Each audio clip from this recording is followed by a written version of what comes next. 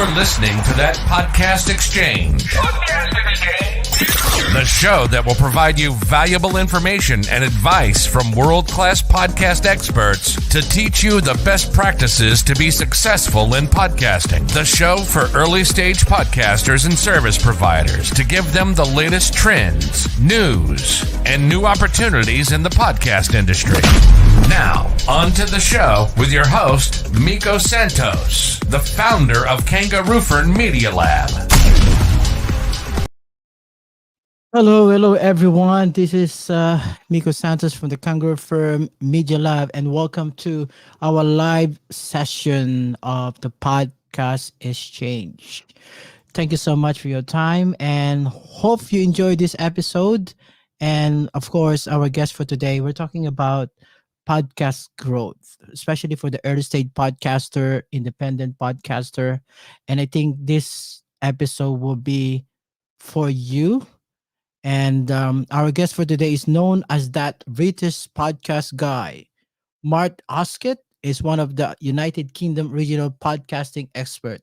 He is the managing director and co-founder of podcast hosting, analytic, and monetization platform Captivate.fm, which acquired by Global in 2020, and also known worldwide as insightful, provocative, and actionable podcast industry key speaker. Please welcome to that Podcast Exchange, Mark Asquith. Hello, Mark. How are you today? I'm good, thanks, Miko. Thanks for having me. It's a pleasure. Thank you so much for your time. So first thing I'm gonna ask you, of course, is how did you started as that British podcast guy?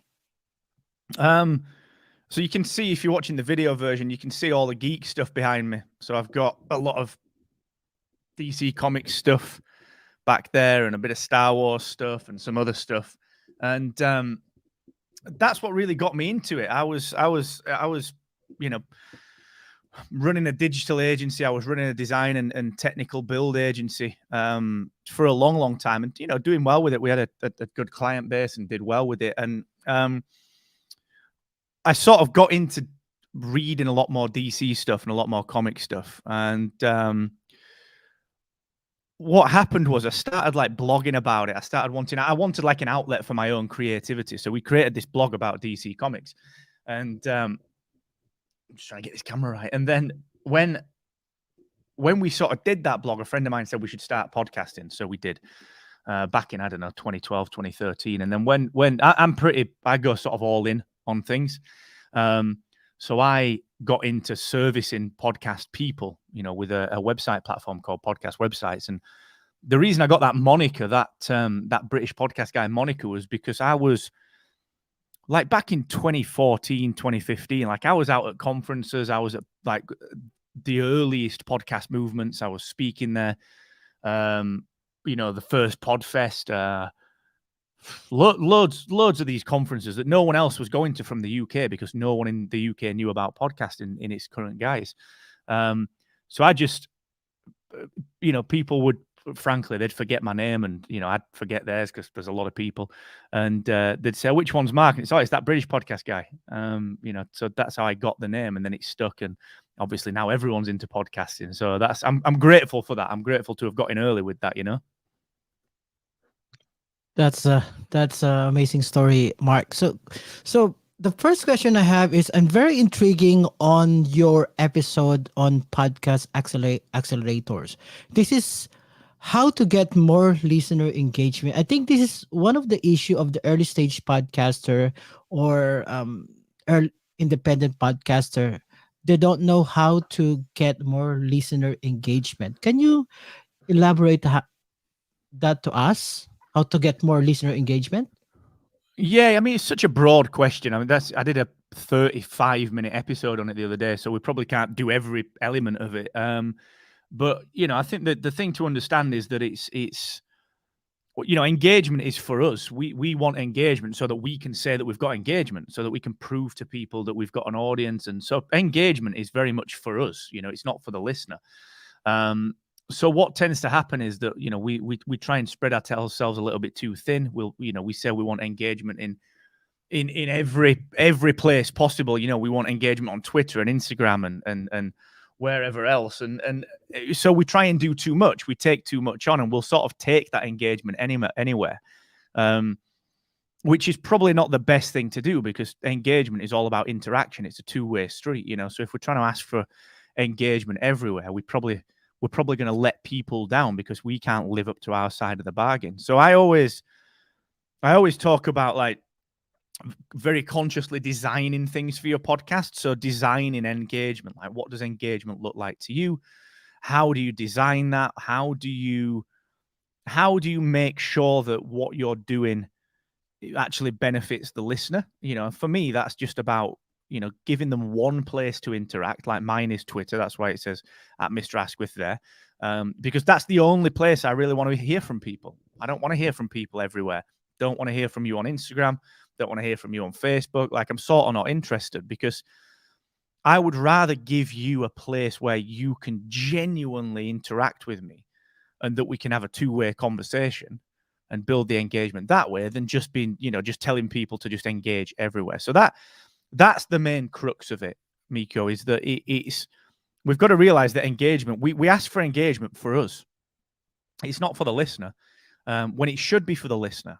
And if we want it to be for the listener, then we have to be in a place where we can interact back, and we can't be everywhere. So we have to tell people to go to one place to do it, and really teach them what that engagement means. You know, what does it mean to engage with my podcast and with me? So that, I think it's important to do that. Not enough people think about it like that. So that's the basis of how I approach it.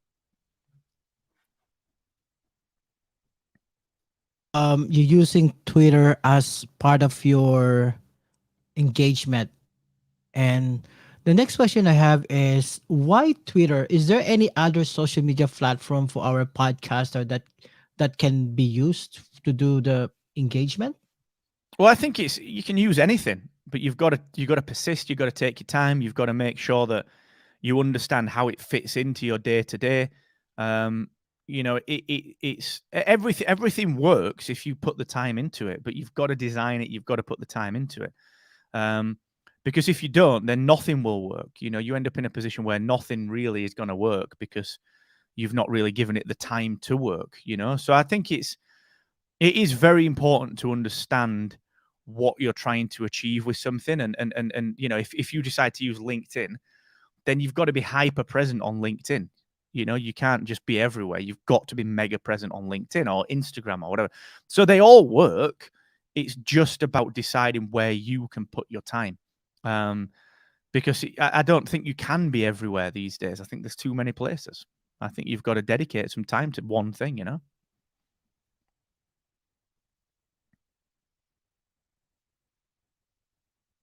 Oh, you're just muted, Miko. I can't hear you. Sorry.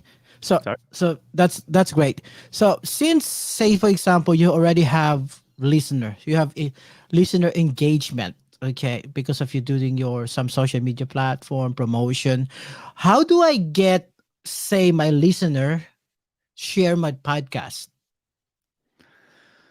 Well, again, that's such a broad question, and I don't think you can necessarily find one specific way of doing it.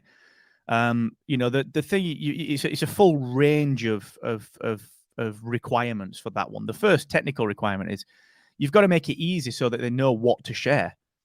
You know, what are they sharing? Are they sharing the episode? Are they sharing your single promotional link that Captivate provides? What are they sharing? And it doesn't matter. It doesn't matter what they're sharing. Just give people a way to share it. You know, just tell them, share the audiogram that I've posted, or share from Apple Podcasts or Good Pods or Spotify, or it doesn't matter. You've just got to design again and tell people what to do. But then the biggest problem that people have is that you got to create something that people want to share. Like, too many people just create just not very good content. You know, frankly, they'll create quick fire content because they think podcasting is quote unquote easy. And it won't be good content. You know, it just won't be good content. It'll just be average content that people want to put out because it's easy to put average content out, you know. But people don't share average. People only share the things that really move them or that really affect them. So that's what you've got to do. You've got to focus on, can I create content that is actually going to affect people? And if so, that's perfect. I'll do that. I will share that content that's affected me and given me an emotional reaction to something, so that's the big thing. You got to design your content to be really good content. And that sort of ties into this engagement thing, in that if you're trying to be everywhere with your podcast, you spend too much time trying to manage all the different platforms and you spend less time on building quality content. So it becomes this kind of circular problem. So yeah, the way to get people to share it is make content that people want to share. Big, affecting content, the content that will affect people's lives, and give them something that's useful and that is interesting to them, or that makes them laugh or cry, or that they want to tell people about. And then technically you've just got to tell them how to share it. Just tell them on your podcast, right, go and share this link.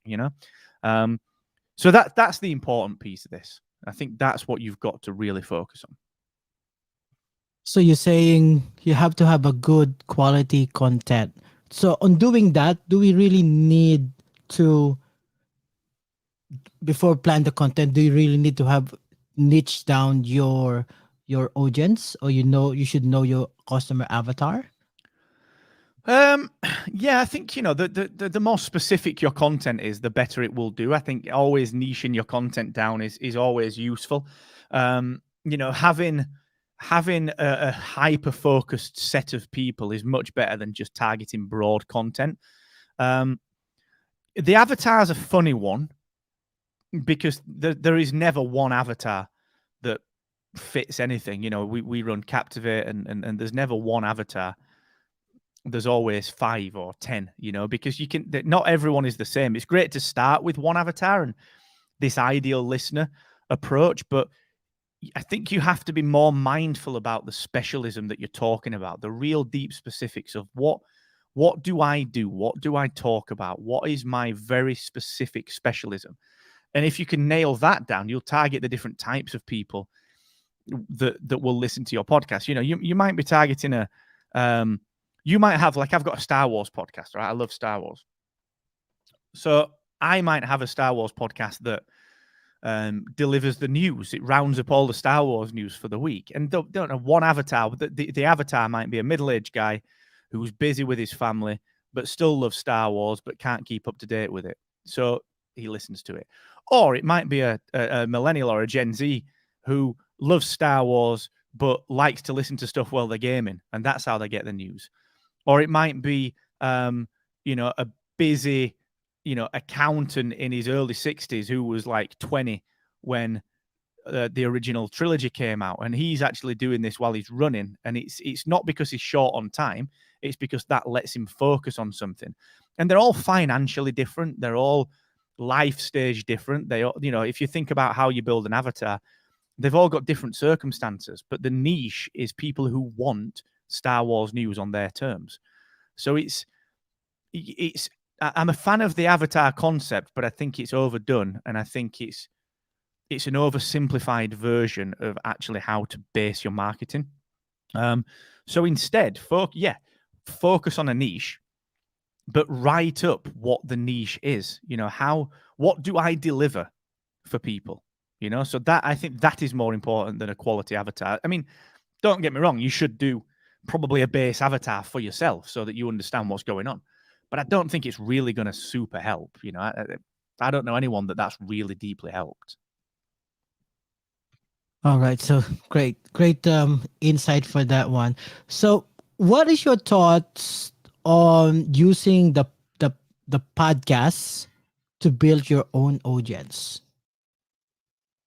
I think if we all want to build an audience if we've got a podcast, and even if we say we don't, like, we're just starting a podcast because we enjoy doing it, by the time we've figured out that we're good at podcasting or we enjoy podcasting, we then switch to wanting to build a bigger audience. So it's sort of like, even if you don't want to build an audience now because you're just doing it for fun, you will in the future. So that's what the point of this is to build an audience. Whether you build an audience to monetize it, whether you build an audience for some other reason, it sort of doesn't matter. You always, inevitably get to the point where you want to build an audience. So yeah, I think it's the perfect medium for building something. However, it's a very long-term medium. It's something that will take time. It's something that you will need to spend a lot of time nurturing and focusing on and being consistent with. But yeah, of course, that's what we ultimately all want to do. And podcasting is a great tool to do that, to build your own audience. So yeah, no question there at all. It's a great medium for doing that. And it just requires focus and consistency, just like anything. If you're building a YouTube channel, the goal is to build an audience there. So yeah, it's important to focus on that. I think, yeah, we all want an audience, and that's why we do this. Oh, you're just muted. Sorry, Miko. I'm building the audience. Do you have any specific advice to them? Say you want to build a community within your podcast. What should I do? Do I create a Facebook group? Do I create a Discord just to interact with them? Is there any set of right or wrong doing that? Well, the only right or wrong is, the only thing that you can do right is go where the audience are. So this is probably where your avatar or your range of avatars comes into play a little bit more, because if you've got a range of people that just aren't tech savvy, then they aren't going to be interested in building a Discord channel with you. They're just simply not going to be bothered about that. If you've got a really tech savvy audience, they might want to speak on Signal or something like that, or Telegram, or they want to, they're not going to want to move into a Facebook group because they're not hanging around there. But if you've got like average Star Wars fans, like we talked about a second ago, that are sort of, some of them are tech savvy, some of them aren't, that's not really the defining factor of the audience, then a Facebook group is probably the best place to go, because they already exist in that place. So you've always, you can't say one thing is right or wrong. You can't say like Discord is right, the ultimate podcasting thing, or Good Pods, or Slack, or Facebook. You just simply can't do that. It's much more about how you really understand your audience. You've got to go where they are. So ask them, get them. We talked about engagement and interaction. Ask them, where would they want the community to be built? What do they use? And let them tell you, because they'll tell you. So the only right or wrong in that circumstance is the only thing you can do wrong is to assume that you have the answer to what is the best community platform, when actually it doesn't matter what you want. If your audience don't want to use Discord, it doesn't matter what you do, they will not use Discord. So you've got to just be mindful of that. A lot of people get that wrong because they say, well, I can put my audience where I want. It's my show, blah, blah, blah. And that simply does not work. So ask them where they want the community to be built. I think that's vital. So that's why you need to do some like question within your website or podcast, what platform they want to do the interaction. Yeah, you just ask them, and you just tell, I would say, for example, I'd say, look, tweet me. Let me know what platform, at Mr. Asquith on Twitter. Tell me, what platform do you want your community to be built on? And people would, people get back to you. So yeah, it's important to be clear on what you're trying to achieve with that, and then ask people. The outcome is not to have a Discord community. The outcome is to have an active community wherever it is. So pick your battles and ask people. Great for that. So you said about the monetization. I think this is one of the most common question to especially the independent podcaster. What is your best advice for podcast monetization?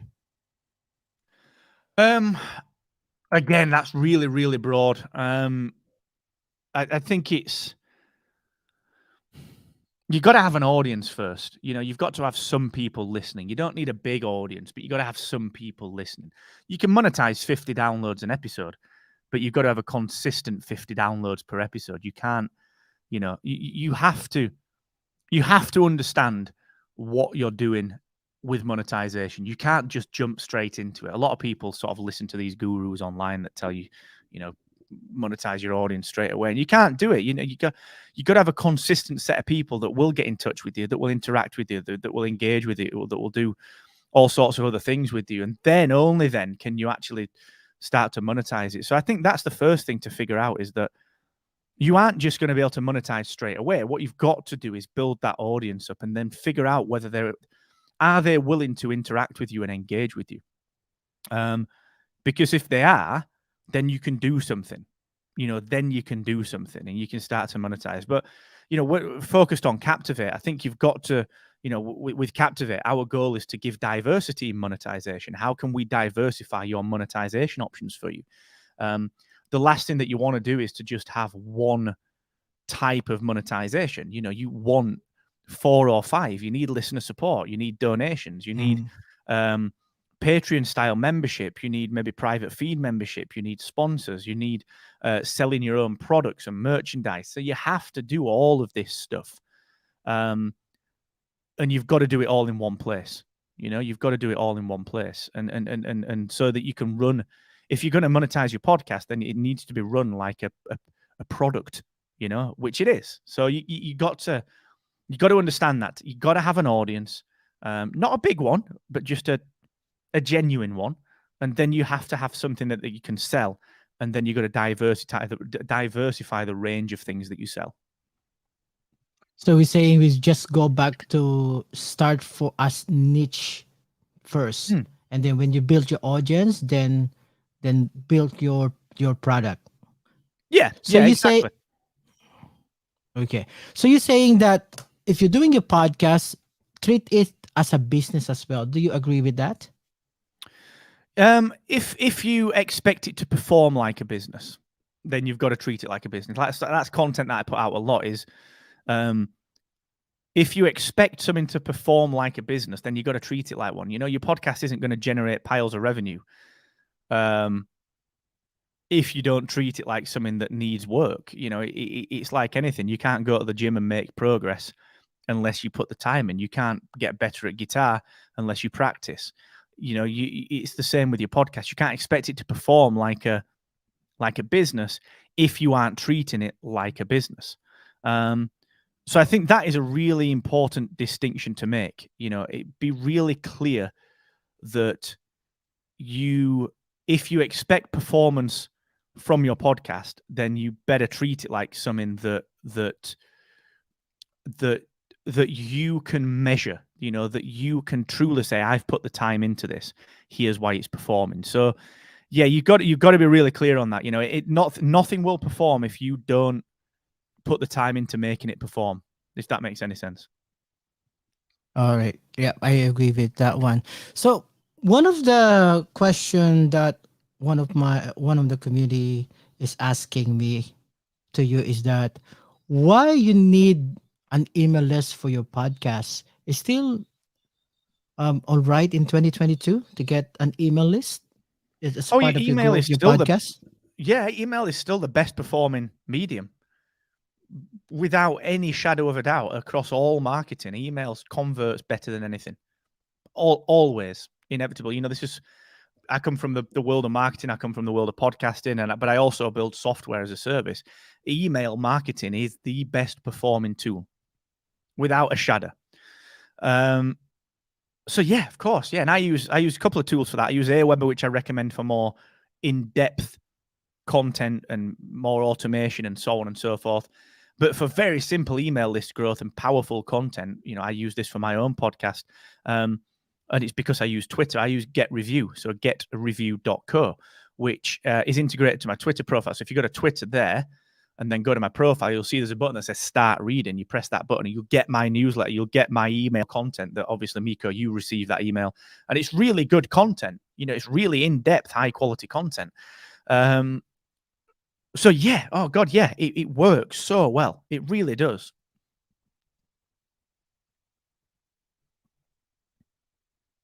Muted. Sorry, Miko.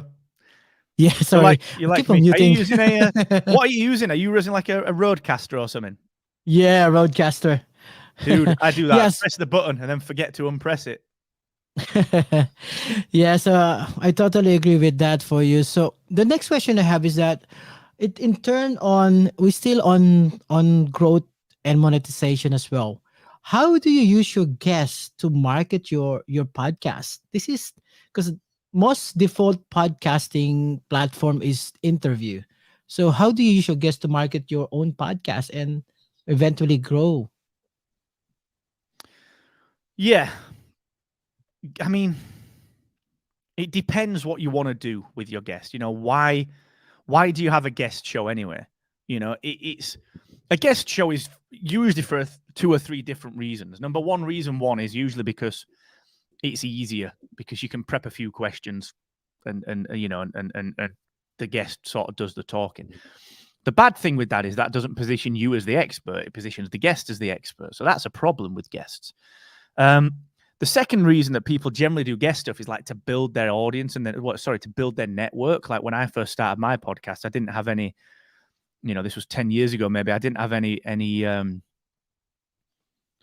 range to my network. I had a great network offline, but I didn't have a range of networks online. Now I know everyone. I know pretty much everyone in like the online entrepreneur space. I've spoken at events with them. I've become friends with them. I've done work with them. And that's because through the podcast, initially through building my network through the podcast. So that's the second thing that people tend to do a podcast for with guests. So how do you use guests to grow? Well, the first myth, in my view, today in 2022 is that they will share that with their audience. They're not going to do that. You will not. If you could have Arnold Schwarzenegger on your podcast and you will not generate more listens unless you already have an audience. So if Joe Rogan has Elon Musk or Arnold Schwarzenegger, he will get more listens because he's already got a platform that can be easily amplified. We don't. So that's the first myth, is that big guests won't increase your downloads. They will not. They'll be great for network, but they won't increase your downloads. So how do you get them to share it so that at least you might get a bit of a halo effect? Well, you've got to do the things that no one else is doing. You've got to talk about the things with them that no one else has talked about with them. You've got to go deep into the things that they want to talk about, but that no one else has asked them. You've got to surprise them with content. You've got to surprise them, take them to places that they've never been, have conversations that they've never had, get them to share things that they've never shared. And then they'll want to tell their audience about this new thing that they've never spoken about before. And that, in my view, is the only way to rely. It doesn't matter whether you create assets, videos, pull quotes, images, doesn't matter what you create. In my view, they will not share it in any meaningful way unless you take them to a place that's different.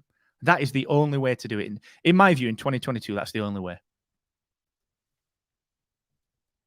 All right. Yeah, that's a great insightful. So this is another question this is from a podcast producer, and her question is, what is unique with Captivate.fm compared to other hosting, and how the podcast producer like us leverage of the power of Captivate? Oh, there's so much about Captivate that's unique. The first thing is that we don't want to work with every podcaster. We don't have a free plan. We're not giving out Amazon vouchers. We don't have a 2-week free trial. We don't have a 1-month free trial. We don't give the rest of the month free. Don't do any of that stuff. It's a 7-day free trial. And the reason for that is that we only want to work with serious growth-focused podcasters. We genuinely do not want to work with someone that is not willing to put time in to grow their podcast. That's the first thing. That is our niche. That is it. That is our focus. What we do to help with that is that, we do so much. Like, I've built multiple businesses over the years. We've got a lot of track record in knowing how to grow things. So we teach a lot of that. We've got our growth labs, which is our fully included academy. It's built directly into Captivate, which is all free. We do our growth masterminds every single month, but in particular, the technical feature set, because we only want to work with serious growth-focused podcasters. What's up, Kai? We focus on a skill set, a toolkit that is really specific, that no one else does. There is no other host that does the stuff that Captivate does to help you. For example, we've got a free guest booking and interview management platform that you just use. We've got fully granular team access.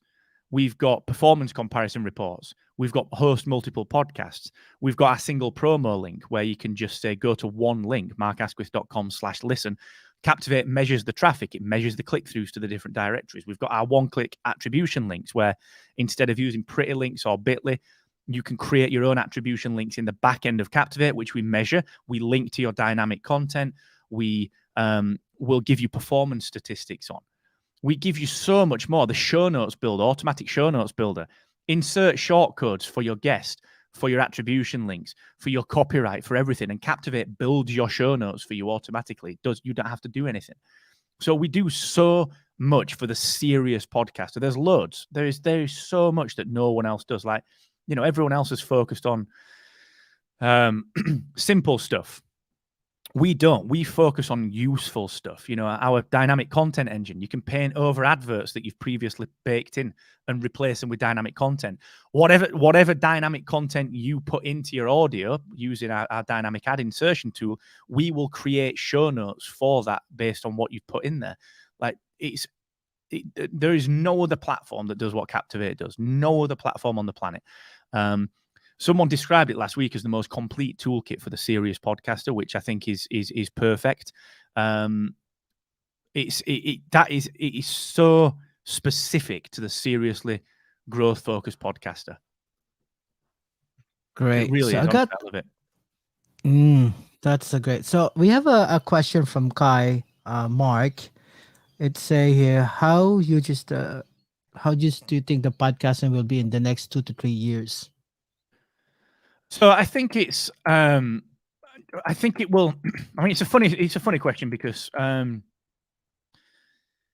think there'll be the industry side of it and then like the independent side of it. So there's that we get seeing a boom in like acquisitions of like Shag Married Annoyed or Joe Rogan and Harry and Meghan's podcast being acquired by all these different big platforms. We've seen Amazon acquire Wondery. So I think podcasting as a media, I see podcasting, the big media platform, continuing to evolve, but I actually see the acquisitions dropping off a little bit in terms of the talent acquisition, and I see the middle, the sort of the creators that are almost big podcasters being nurtured. So instead of an 11 million download show per month being bought, I see the 2 million download per month shows being bought and then nurtured into 11 million download shows. So I see that happening. I think we're going to see more tech acquisitions. I think a couple more hosts will be bought out. I think some hosts like Transistor will be bought. I think someone will buy Buzzsprout. I think that will happen. I also think that the independent creators like us on the smaller end, the creators doing hobby shows, it will become more difficult to grow our podcast, but I think it will become easier to leverage the audience that we've got. So I think we'll have more diversity monetization options. I think we will have more power within our niche. I think we'll be able to do more with our smaller audiences. And I think we'll naturally find ourselves doing different things to the big podcasts. I think that the tactics that we use will start to just move away from what the bigger podcast users. They get more budget as we get more willingness to be a little bit more guerrilla with our marketing. I think that's what we'll start to see. So I don't think it's as easy as it was 5 years ago. But 5 years ago, people would ask me for predictions in the podcasting space. And it was easier because everyone was just on the same playing field. Now, everything's different. That there aren't just one type of podcaster anymore. There are different types. So I think that answer's different depending on where you are in the industry. So, connection with that question, Mark, what is your thought about some of the podcasting platform is starting doing subscription, and also they're trying to do a video podcast as well? I think video. I don't think video podcasts will work personally. I think YouTube just does that very, very well. I don't see why. I don't see why anyone would want to look at video in Spotify. It's not what it's good at, and I think I don't think it's a mistake, but I think it'll be quietly retired. I think subscriptions are great. I think that the more diversity that people can have in monetization, I think is great. I'd see no issue with that. I was a little not against it, but I was frustrated with Apple with how they implemented it from a creator perspective. But I spoke to Aaron Mankey from Law, who helped me see some different perspectives on that one that I'd never thought about, which was useful. And I do think diversity, if you can have diversity in monetization, that's great. And for me, subscriptions are just one way of doing that. So I don't mind that whatsoever. I think it's a good idea. Thank you for that. So we have another question again. Mark says, for small-time podcaster like me, what advice can you give us so we can maximize everything in podcasting industry? That's a great I think, question. Kai, it's such a broad question, though. Thank you, Kai. I can't play any of those guitars. I'm terrible. I think that the question's so broad, but I think you've got to pick your tools. Like Captivate has got so many tools that you're probably not using. Spend time. That's the only thing I can say is dedicate time once a month. Spend an hour figuring out a new tool and how you can integrate it, or if you can integrate it into your workflow. Like Captivate show notes builder that we're launching probably next week now is I will instantly use it. So it's a no-brainer. Some of the other tools that we're creating, I will instantly use them. It's an absolute no-brainer. So spend an hour per month working on a new tool and then decide, do I integrate this into my workflow? Or do I not? That's the only way you can do it. And then in terms of keeping up with things, like subscribe to newsletters, like get on, go to the Twitter profile at Mr. Asquith and just press start reading. Get on my newsletter.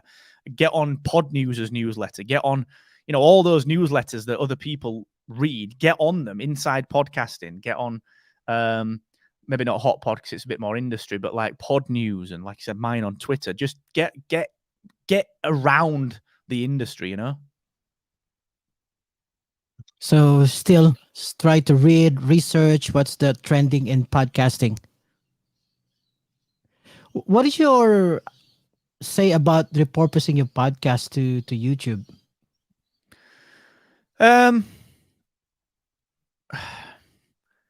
It's all right to. I mean, it's a funny answer. This you won't build a YouTube audience by repurposing your podcast over there.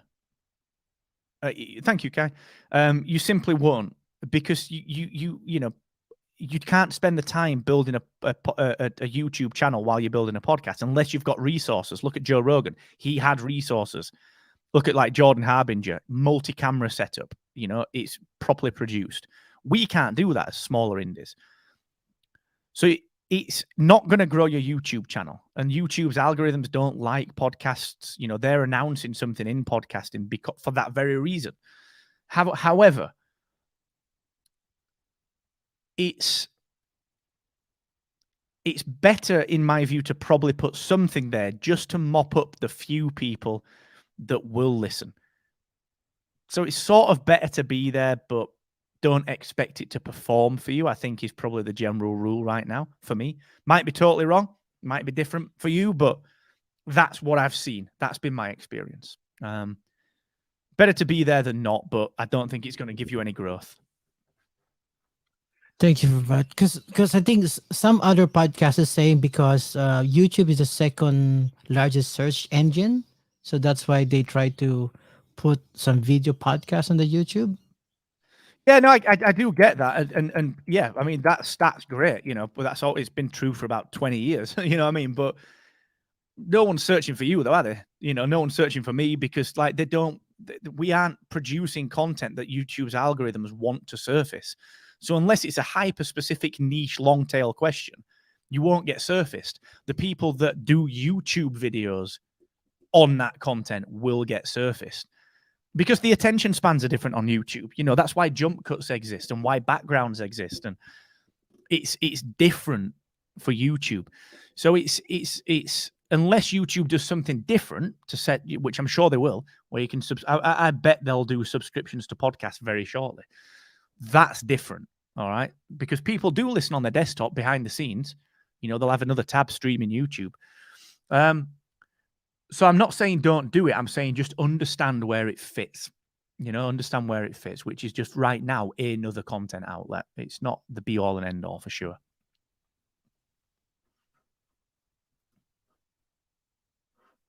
All right, so that's a insightful conversation. So you can do a YouTube, but not you have to do a strategy if you're using YouTube as part of your podcast. So next question, have how important is marketing strategy in your podcast as a small independent podcaster, and you don't have Well, you any got to have team a to do that? you got to have a plan as to where you're going. Where do I want to go and why do I want to go there? That's what a marketing strategy is, along with a certain set of parameters and rough directions on how to get there. The tactics, you'll try. It's almost like driving somewhere. You sort of know where you are, you know where you need to be, but there are different roads that you can take to get there, different paths. So a strategy sets out where you want to be and the broad scope of potentially what you'll do to get there. It doesn't give you the specifics. You work that out on an implementation plan. So everyone needs one. No one has a podcast marketing strategy, and I think it's vital that you do. I think it's very, very important that you do, because otherwise you can't. You just can't. Like, how can you decide if you're doing well if you don't know what doing well looks like? That's I suppose what I'm trying to get at with this one. You have to have a destination in mind and something that you can measure against. Do I want to grow, 50 listeners a day or 20 listeners a day or 10 listeners a day? Boom, boom, boom, boom, boom. You have to have something. And the strategy is all about defining, we want to go after this type of person with this type of messaging, with this type of content to do this particular thing. And that is, it's vital. Everyone should have it, but it's difficult to put together. It's got to be highly considered, So you're saying you need to plan everything so that it will be successful. Yeah, you've got to. You can't not have a plan. You'll only go so far without having a plan. That's it. You will only go so far without having a plan. And that might be far enough, and that's all right. But without a plan, you're not going to get further. That's just it's the same with business. You can launch a business, get a bit of early traction, but you won't grow unless you've got a plan. Correct. So in relation with the Growh, podcasting sponsorship, why niche is matter to get a podcast sponsorship? So I think the niche is so important for sponsorship because sponsors want to know what they're getting. If you are, there's no point targeting like everyone with what you're trying to achieve. That's why Captivate, we never make this distinction between new or veteran or new or existing podcaster. We can help with both, but it doesn't matter to us if you're new or not. We'll help you. It's easy anyway. We'll help you, regardless. But our goal is that if you self-define or self-identify as a serious podcaster that is willing to put the time in and willing to put the focus in to grow, then Captivate is the place for you. And sponsors that, we work with partners like Aweber and a few others because they want those types of people as well. They don't want every type of user. They just want the people that are serious about growth to use their platform. So it becomes easier to look at like where partnerships can occur and where, the sponsor knows that the messaging will be on par. There'll be parity between what you say and what we say. And that's important for a sponsor because brand safety is vital.